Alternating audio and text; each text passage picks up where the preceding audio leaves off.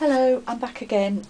So let's get ready with part 10 and see if we can get through the rest of the pages for this mini album I'm making.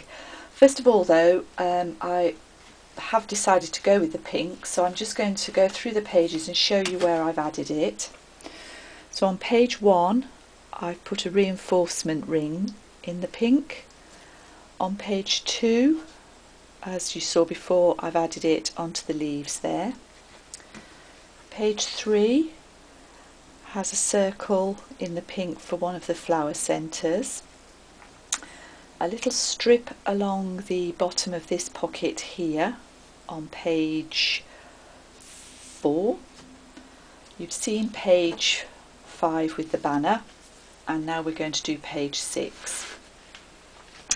Page 6 is having a corner pocket, and I find that the easiest way to make corner pockets is to actually cut the corner off an envelope, and I happen to have some black envelopes, so it is literally sliced off this corner. So you need to work out roughly where you want your pocket to go to and from, and I don't want it to be too big, so I just literally did that by eye. If you want the measurement, pocket measures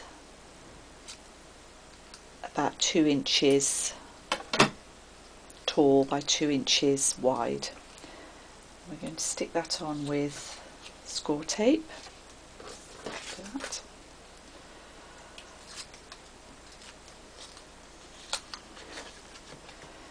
Right in the corner here.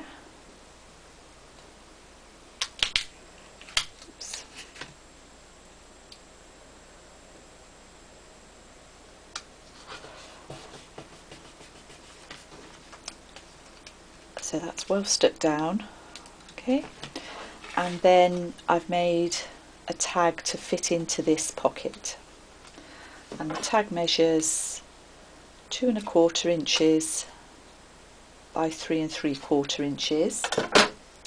Just cut that in card, covered it with the papers for a photo this side, journaling this side.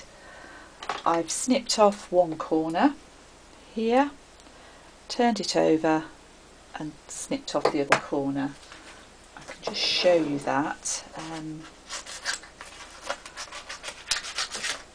It's quite an easy way to get your corners equal. So this is the top of your tag.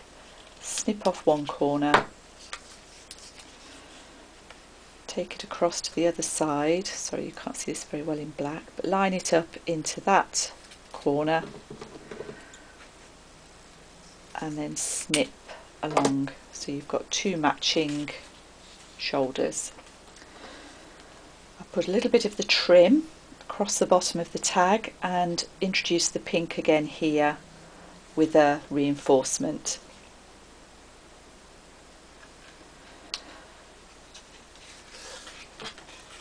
The pink has to be, I think, for me anyway, in small sort of doses on each page, but I do want it on every page. I want to repeat as we go through the album various motifs. That would be the pink, the colours, the embellishments, so that every time you turn the page you see something familiar that's been in the album before. I'm not rounding the corners of this tag because I want it to sit well into the corner of this, which holds it nice and firm. And then I've made a chipboard punched flower which is going to sit on the pocket like that. So that's page 6. Page 7 is going to be quite simple. This album is getting quite bulky already. However hard I try, I don't make them very flat, so I am thinking a little bit at the moment now about keeping the embellishments reasonably flat. So for this page we're going to just have a plain photo mat, and that's going to sit on the page like this. Earlier on we did something similar on page 2 and I twisted the mat a little bit. So I don't want to put this straight, I want to do a similar thing so that we've got another photo mat that's angled. I have a tendency to put everything straight. You've probably realised I'm a bit of a neat freak. I try not to be too neat, but it just seems to happen. So, and we'll have that just peeping above the edges like that. Okay. And then for this, I've made another chipboard embellishment, this time with the bigger Paper Artsy die, my punch and a button, and that's going to go on here with a raised foam pad. Where did I put those?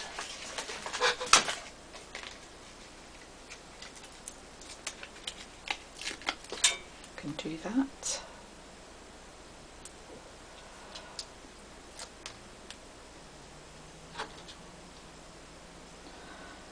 And then that will allow the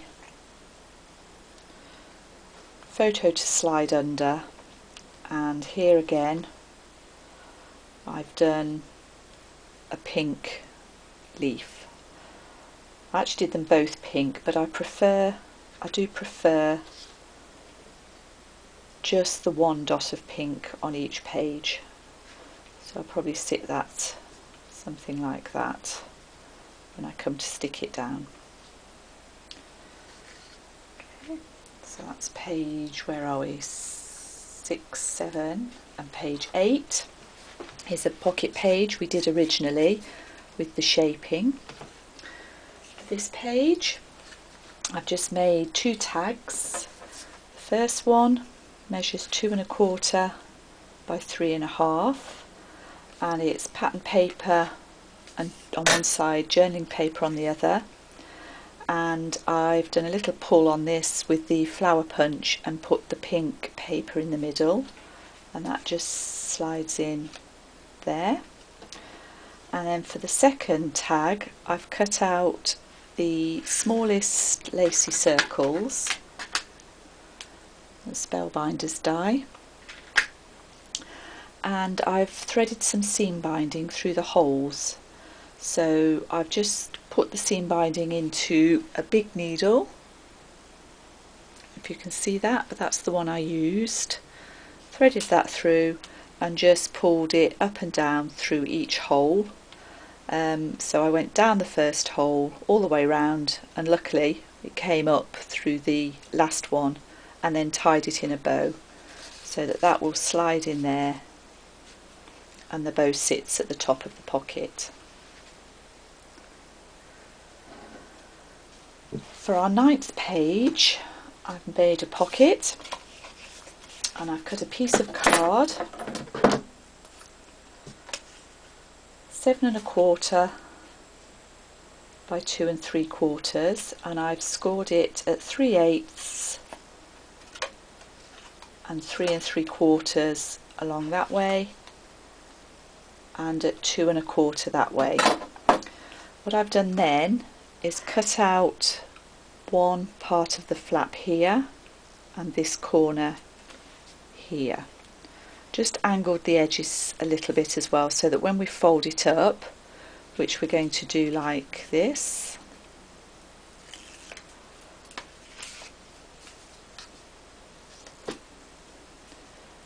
none of the corners show at the back.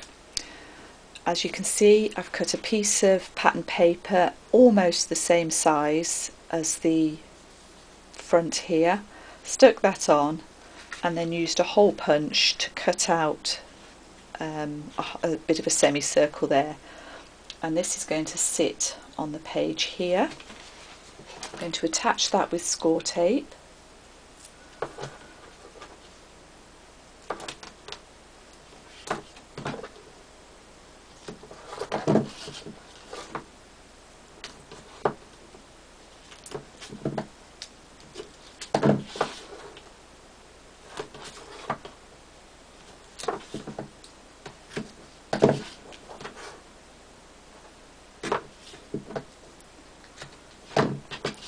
bit in the middle as well.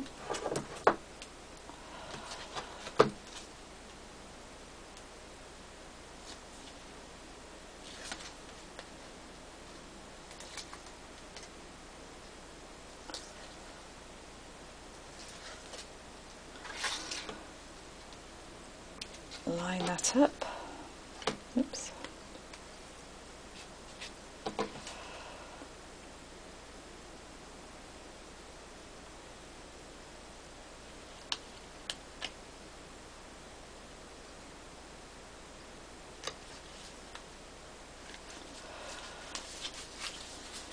And then to go in here, there's just one tag, and you can see I've cut it almost square. Actually, this one, it's 3 1/8, and I'd cut that to 3 that way. Punch the top with the Fiskars punch so that it sits just over the top of the page again.